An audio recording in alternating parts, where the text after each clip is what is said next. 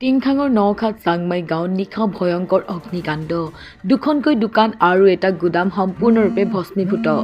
এই বিধ্বংসী জুইত ব্যৱসায়িক গুণজু চাংমাইৰ এখন গেলামাল দোকান আৰু এটা গুদাম ভস্মীভূত হোৱাৰ লগতে বুলবুল চাংমাইৰ এটা মেকানিকেল গেৰেজো জুইত যায়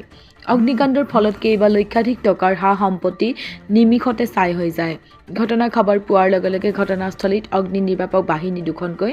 বাহন উপস্থিত হৈ স্থানীয় লোকৰ সহযোগত জুই নিৰ্বাপন কৰিবলৈ সক্ষম হয় যদিও তাৰ পূৰ্বেই দোকান কেইখন সম্পূৰ্ণৰূপে ভস্মীভূত হয়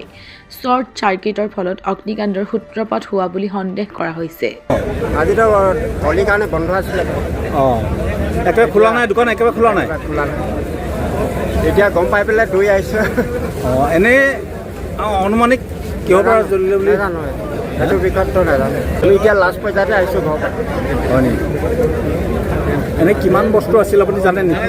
বস্তুটো বহুত বস্তু আছে আমি ন সপ্তাহে 5 লাখ 4 লাখ মালে অনা হয় ভাল মাত্ৰ সদায় থাকেই আমাৰ মাল তাৰ ওপৰত ৰানিং কাৰণে আমি 4-5 লাখ মালে আনি থাকোঁ